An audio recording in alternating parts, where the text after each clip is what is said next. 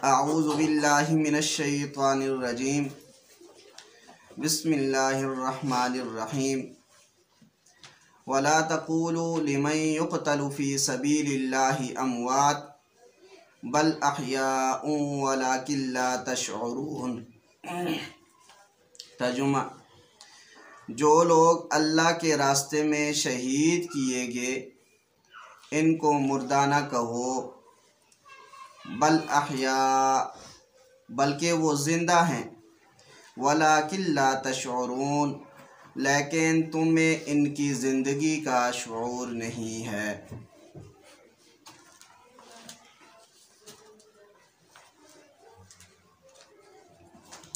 इस आयत मुबारका में अल्लाह ताला ने ऐसे शख्स का तज़किरा फरमाया है जो राह खुदा में अपनी जान का नजराना पेश कर दे तो बदले में बतौर इनाम व इकराम के उसे हयात नसीब होती है। ये हयात वाला इकराम हुज़ूर सल्लल्लाहु अलैहि वसल्लम को भी वफ़ात के बाद नसीब हुआ है। वजह यह है, हदीस पाक के मुताबिक आप सल्लल्लाहु अलैहि वसल्लम को भी शहादत की मौत नसीब हुई है कि ग़ज़वा खैबर के मौका पर यहूद ने आप सल्लल्लाहु अलैहि वसल्लम को जो जहर दिया था, तो वफ़ात के वक़्त आप सल्लल्लाहु अलैहि वसल्लम इसका असर महसूस फरमाते थे और इसी हालत में आपकी वफ़ात हुई, तो गोया कि आप शहीद हुए। नंबर 2, शहीद को जो एजाज़ हयात मिला है, ये हुज़ूर सल्लल्लाहु अलैहि वसल्लम के सदक़े मिला है। अगर शहीद हुज़ूर सल्लल्लाहु अलैहि वसल्लम का कलमा न पढ़ता तो फिर कत्ल होता, तो इसे ये एजाज़ कभी भी ना मिलता। हुज़ूर सल्लल्लाहु अलैहि वसल्लम का कलमा पढ़ा, कत्ल हुआ, फिर ये एजाज़ मिला। इससे साबित हुआ कि अगर शहीद ज़िंदा है तो नबी सल्लल्लाहु अलैहि वसल्लम बतरीक़े औला ज़िंदा हैं। हकीमुल उम्मत मुजद्दिदुल मिल्लत हज़रत मौलाना अशरफ अली थानवी रहमतुल्लाह अलैह मुतवफ़्फ़ा 1362 फरमाते हैं, और यही हयात है कि जिसमें हज़रात अंबिया अलैहिमुस्सलाम शुहदा से भी ज़्यादा इम्तियाज़ और क़ुव्वत रखते हैं। हत्ता के बाद मौत ज़ाहिरी के सलामत जसद के साथ एक असर इस हयात का इस आलम के अहकाम में ये भी ज़ाहिर होता है कि मिसल अज़वाज अहया के इनकी अज़वाज से किसी को निकाह जायज़ नहीं होता और इनका माल मिरास में तक़सीम नहीं होता। बस इस हयात में कवी तर हज़रात अंबिया अलैहिमुस्सलाम हैं। देखें, इस आयत के अंदर ये बात बयान की गई है, वला तक़ूलू लिमन युक़तल, कि जो अल्लाह के रास्ते में कत्ल किया जाए उसके बारे में ना कहो अमवात, क्या ना कहो कि ये मुर्दा है, बल अहया, बल्कि ये ज़िंदा है। देखें, असल में था बल हम अहया, हम मुब्तदा महज़ूफ़ है, अहया इसकी ख़बर है, तो फरमाया बल अहयाउन, बल्कि ये ज़िंदा है, वलाकिन ला तशऊरून, लेकिन तुम्हें इसका शऊर नहीं है। देखें, एक है आम इंसान और एक है शहीद और एक है अंबिया। आम इंसान जब मरता है, मरने के बाद इसकी रूह जब निकल जाती है तो फिर रूह का जिस्म के साथ इतना ताल्लुक़ कायम कर दिया जाता है जिससे वो अजाब व सवाब महसूस करता रहे। अब इसकी रूह का इसके जिस्म के साथ ताल्लुक़ बहुत कमज़ोर होता है। इसी का नतीजा होता है कि हम देखते हैं कि जब इंसान को कब्र में रख दिया जाता है तो कुछ अरसे के बाद कब्र को उखाड़ें तो वहाँ पे हमें उसकी हड्डियाँ मिलती हैं। उसका जिस्म गलना और सड़ना शुरू कर देता है। एक हड्डी रह जाती है जिसे रीढ़ की हड्डी कहते हैं, ये बाकी रहती है। तो इस वजह से रूह का ताल्लुक़ इसके जिस्म के साथ इतना होता है कि जिससे वो अजाब व सवाब महसूस कर सके। नंबर 2, शहीद। शहीद जो अल्लाह के रास्ते में कत्ल कर दिया जाता है, अल्लाह के रास्ते में शहीद हो जाता है, इसके जिस्म के साथ रूह का ताल्लुक़ आम मुर्दे की बनिस्बत ज़्यादा होता है। यही वजह है कि इसका जिस्म गलता और सड़ता नहीं है। आपने पढ़ा भी होगा, मुशाहदा भी किया होगा और सुना भी होगा कि कुछ अरसे के बाद किसी शहीद की कब्र को उखाड़ा जाता है या वो खुद उसके अंदर कब्र गिर जाती है। तो जब देखा जाता है तो शहीद का जिस्म उसी तरीके से महफूज पड़ा रहता है। तो उसकी वजह यह है कि इसकी रूह का ताल्लुक़ इसके जिस्म के साथ पहली सूरत की बनिस्बत ज़्यादा होता है। इसी वजह से इसका जिस्म गलता और सड़ता नहीं है। नंबर 3, अंबिया। अंबिया के जिस्म के साथ रूह का ताल्लुक़ इन पहली 2 किस्मों की बनिस्बत बहुत ज़्यादा होता है, बहुत कवी होता है। इसी का नतीजा है कि अल्लाह के नबी सल्लल्लाहु अलैहि वसल्लम की अज़वाज मुतहरात, अल्लाह के नबी सल्लल्लाहु अलैहि वसल्लम की वफ़ात के बाद ना इद्दत गुजारती हैं, ना उनके साथ किसी का निकाह होता है। और इसी का ये नतीजा है कि नबी अलैहिस्सलातु वस्सलाम या अंबिया की जो वरासत है वो तक़सीम नहीं होती। उसकी वजह यह है कि नबी की रूह का ताल्लुक़ नबी के जिस्म के साथ पहली 2 किस्मों की बनिस्बत बहुत कवी होता है, जिस वजह से ना तो अज़वाज मुतहरात के साथ निकाह जायज़ है और ना आप सल्लल्लाहु अलैहि वसल्लम की मिरास तक़सीम होती है।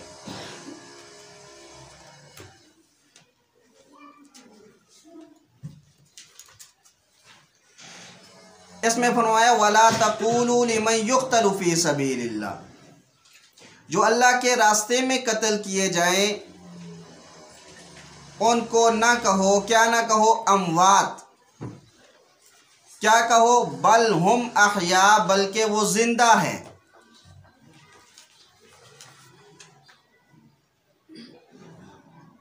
तो एक वजह तो मैंने आपके सामने बयान कर दी कि शहीद की रूह का ताल्लुक़ उसके जिस्म के साथ आम मुर्दों की बनिस्बत ज़्यादा होता है। तो इस वजह से कहा गया कि इसको मुर्दा न कहो, बल अहया, बल्कि इसे ज़िंदा कहो। नंबर 2, इसने अल्लाह के दीन को ज़िंदा रखने के लिए अपनी जान का नजराना पेश किया है। इलाए कलिमतुल्लाह के लिए इसने अपनी जान का नजराना पेश किया है। इस वजह से अल्लाह ने इसको ये एजाज़ दिया है कि ये भी ज़िंदा है, इसको भी ज़िंदगी दी है। फरमाया बल हुम अहया, बल अहयाउन, बल्कि इसे ज़िंदा कहो, मुर्दा ना कहो। नंबर 3, अगर इसको मुर्दा कहेंगे तो जो लोग अल्लाह के रास्ते में लड़ने वाले हैं उनका हौसला टूट जाएगा। तो इस वजह से फरमाया कि इसको मुर्दा ना कहो बल्कि इसको ज़िंदा कहो।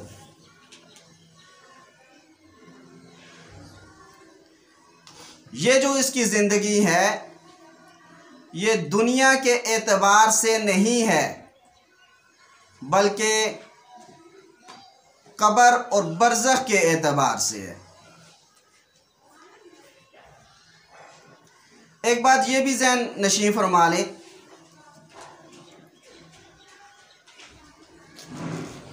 इंसान पे जब मौत आती है इंसान के जिस्म से रूह निकलती है। अगर वो नेक शख्स है तो उसकी रूह इल्लियीन में चली जाती है, और अगर वो बुरा है तो उसकी जो रूह है वो सिज्जीन में चली जाती है। इल्लियीन ये जन्नत का हिस्सा है और सिज्जीन ये जहन्नम का हिस्सा है। हदीस में आता है शहीद की रूह जन्नत की सैर करती है। सब्ज रंग के परिंदे के पोटे में रूह होती है। बाज लोगों ने इससे ये समझ लिया है कि शहीद की रूह को जो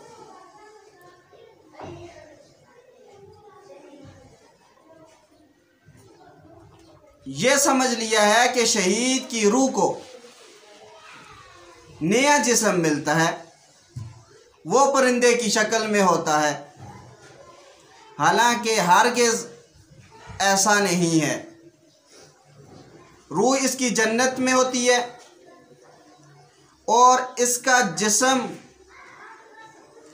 कब्र में बरज़ख में होता है, तो इस जिस्म के साथ ताल्लुक़ कायम होता है। बाकी वो जो परिंदा है जिसकी वजह से ये जन्नत में घूमती फिरती है, वो परिंदा इसके लिए बेमंज़िलाए सवारी के होता है, ना कि बेमंज़िलाए जिस्म के। जैसे देखें, हमने कहीं जाना हो, दूर का सफ़र करना हो, तो हम जहाज़ में बैठते हैं। तो अब जहाज़ ये इंसान का जिस्म नहीं बन जाता, बल्कि ये इंसान की सवारी बनता है। तो बिल्कुल इसी तरह ये जो परिंदा है ये इसके लिए बेमंज़िलाए सवारी के होता है।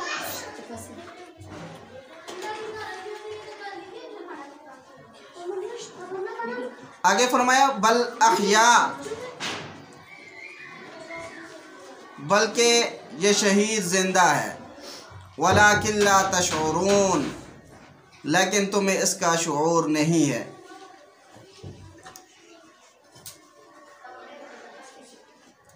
बसा औक़ात इंसान के ज़हन में ये बात आती है, अगर ये शहीद जिंदा है तो फिर हमें दिखाई क्यों नहीं देता। तो कुरान करीम ने फरमाया वलाकिन ला तशऊरून, कि तुम्हें इसकी हयात का शऊर नहीं है। वलाकिन ला तशऊरून,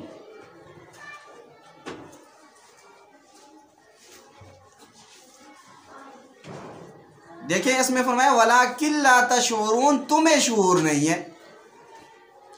ये नहीं फरमाया कि इसे खुद शऊर नहीं है, इसे शऊर है लेकिन देखने वाले को इसका शऊर नहीं है।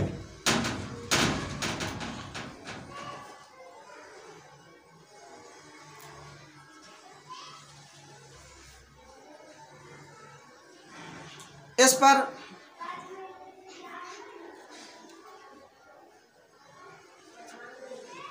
एक फितने की तरफ से इश्कालात किए जाते हैं।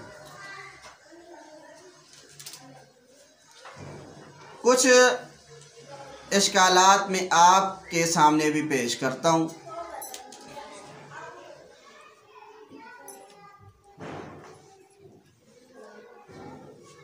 देखें, इस आयत की तफसीर में अहकामुल कुरान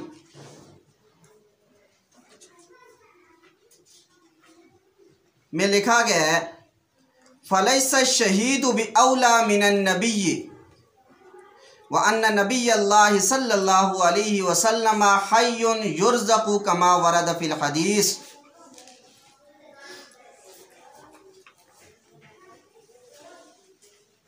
नबी का मर्तबा ये शहीद से बुलंद होता है।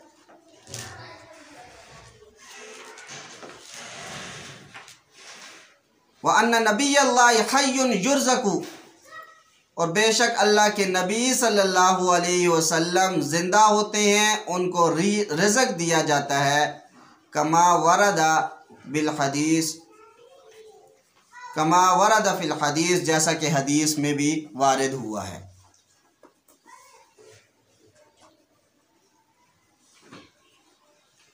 अब इस पे इश्काल क्या किया जाता है? इश्काल ये है, इस आयत में नबी का लफ्ज़ तो नहीं है, फिर ये नबी की हयात पे दलील कैसे बनेगी?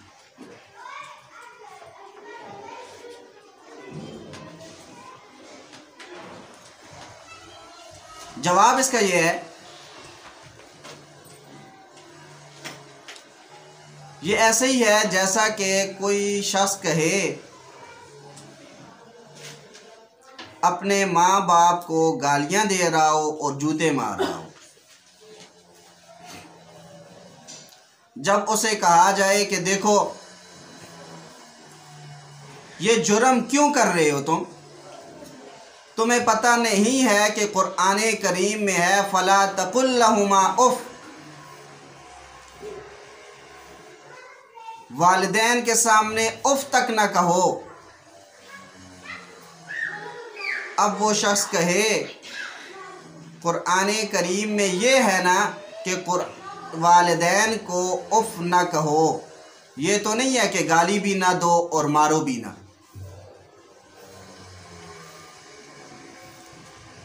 तो अब उसे कहा जाएगा देखो ये उफ कहना ये छोटी चीज़ है, गाली देना और मारना ये बड़ी चीज़ है, ये बड़ा जुर्म है। बिल्कुल इसी तरह शहादत ये छोटी चीज़ है और नबूवत ये बड़ी चीज़ है। जब शहीद को हयात हासिल है तो नबी को बतरीके औला हासिल है, क्योंकि इसे जो हयात मिली है ये नबी के सदके मिली है।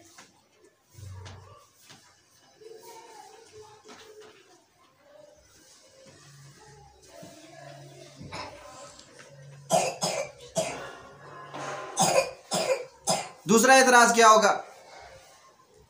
एतराज़ ये किया जाता है आमतौर पर, इसमें कब्र का लफ्ज़ तो नहीं है ना, तो फिर तुम कब्र में कैसे जिंदा मानते हो?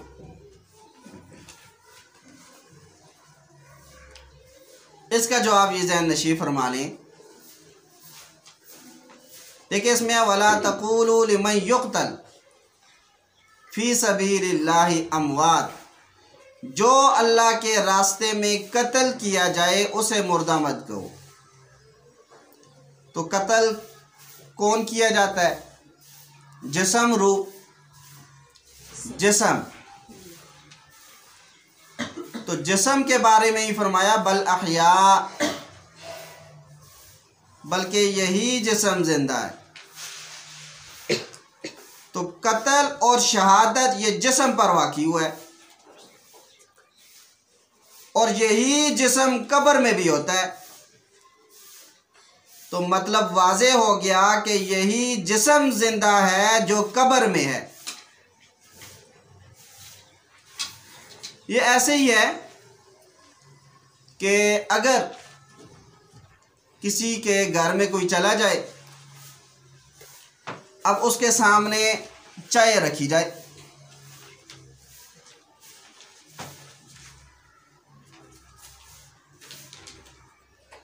अब वो कहे इस चाय के अंदर दूध है,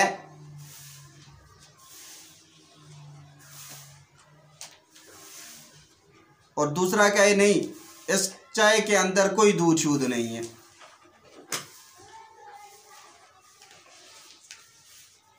हालांकि हकीकतन तो दूध है। या कोई कहे कि इस चाय के अंदर दूध नहीं है,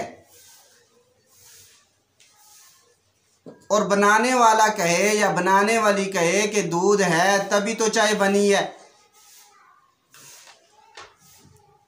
अब वो कहे कि अगर इसके अंदर दूध है तो हमें निकाल कर दिखाओ।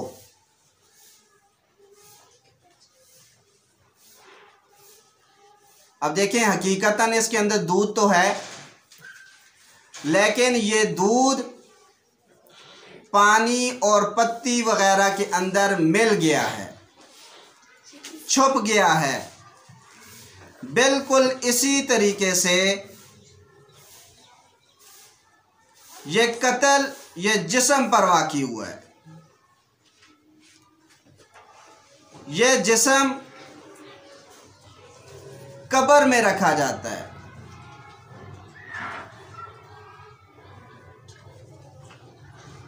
तो कब्र का लफ्ज़ जो है ये लिमन युक़तल और बल अहया के अंदर छुपा हुआ है।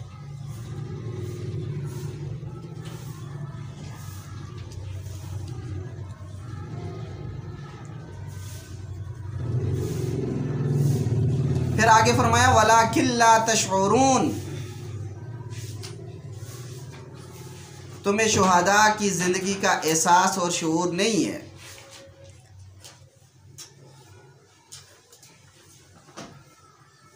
तीसरा इश्काल आया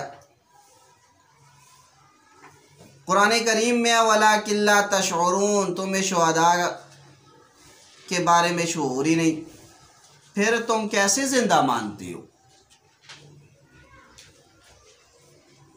जवाब, ये जो कहा गया ना वलाकिन ला तशऊरून,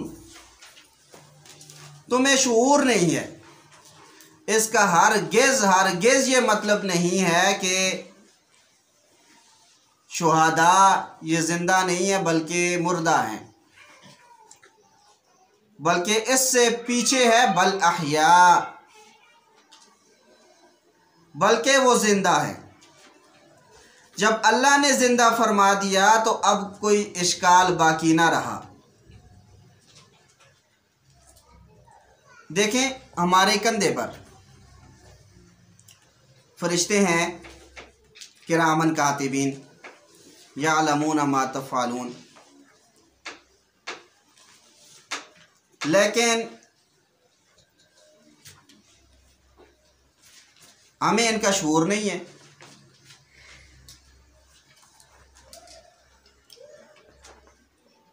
शऊर न होने से ये लाजम तो नहीं आता फरिश्ते है ही नहीं है। इसी तरीके से इंसान है, किसी बच्चे को उठाता है, कंधे पे रख देता है, फरिश्ते तो फिर भी बैठे हैं, लेकिन हमें फिर भी कोई शऊर नहीं होता कि अब क्या हुआ है और क्या नहीं हुआ। हदीस मुबारक के अंदर आता है, अल्लाह के नबी सल्लल्लाहु अलैहि वसल्लम हज़रत हसन और हज़रत हुसैन को कंधे पे उठाते थे।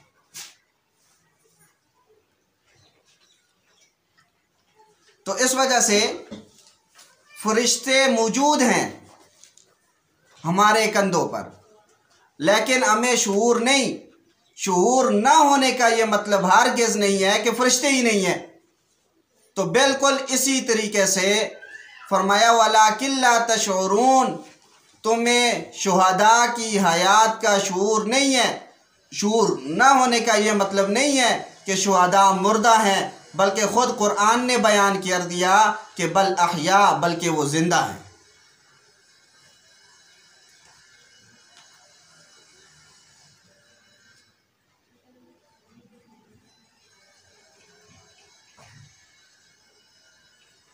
इसी तरीके से एक दूसरी आयत भी आती है, वला तहसबन्ना अल्लज़ीना कुतिलू फ़ी सबीलिल्लाहि अमवाता बल अहयाउन इंदा रब्बिहिम युरज़क़ून।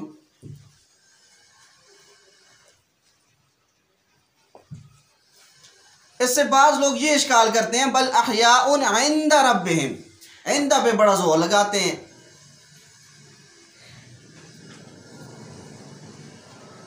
इस इंदा पे कई मरतबा मेरी गुफ्तगू हुई है।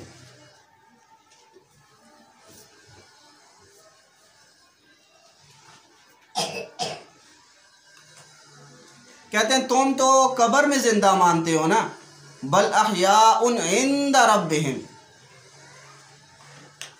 ये तो अल्लाह रब्बुल इज़्ज़त के पास जिंदा है, और इशारा होता है आसमानों की तरफ।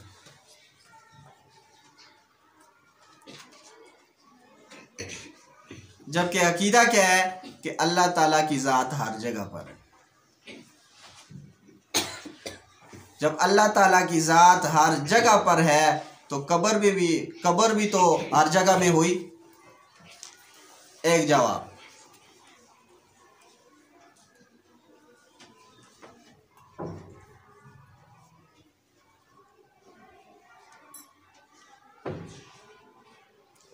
दूसरा जवाब यह है कि बिल फर्ज वल महाल, चलो आपकी बात को मान लेते हैं।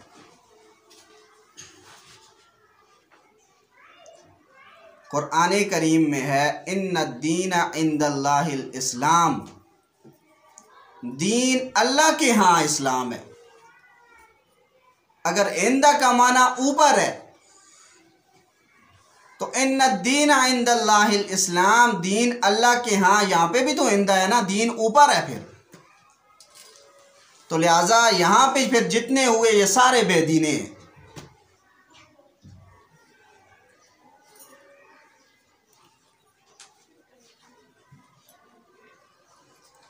असल बात यह देखो, इंदा रब्बिहिम ये कुरान की एक इस्तिलाह है, एक मुहावरा है।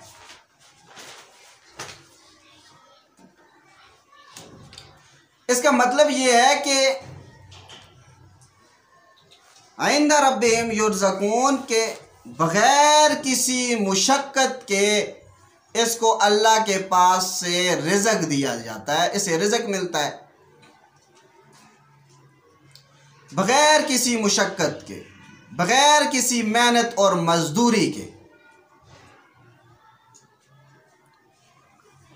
जैसे देखें ना, मरियम अलैहिस्सलाम का वाक़या आता है, उनके पास बेमौसमे फल आते थे।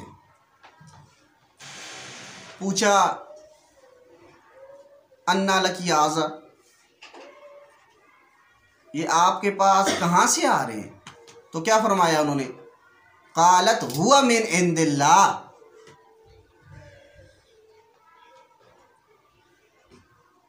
हुवा मिन इंदिल्लाह, ये अल्लाह ताला के पास से आ रहे हैं। इसका ये मतलब नहीं है कि आसमानों से आ रहे हैं। इसका मतलब ये है बग़ैर किसी मुशक्क़त के, बग़ैर किसी मजदूरी के, बग़ैर किसी मेहनत के अल्लाह ताला अता फरमा रहे हैं। तो इंदा रब्बिहिम ये कुरान करीम की एक इस्तिलाह है, एक मुहावरा है। खैर बात लंबी होती जा रही है, तो इस वजह से फरमाया वला तक़ूलू लिमन युक़तल, जो अल्लाह के रास्ते में कत्ल किए जाएं उनको न कहो अमवात, मुर्दा न कहो, बल अहया, बल्कि उनको ज़िंदा कहो। इस वजह से उलमा ने लिखा है शहीद की हयात ये इबारतुन नस से साबित है और अम्बिया की हयात ये दलालतुन नस से साबित है।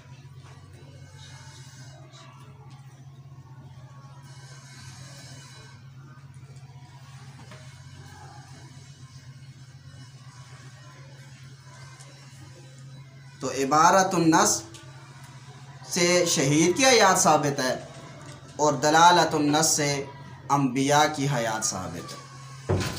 दूसरी बात, यहाँ पे ये बात है वला तक़ूलू लिमन युक़्तलु फ़ी सबीलिल्लाहि अमवात, जो अल्लाह के रास्ते में कत्ल किए जाएं, यानी शहीद जो होता है वो मुर्दा नहीं होता बल अहया, बल्कि वो ज़िंदा होता है। तो इस शहीद की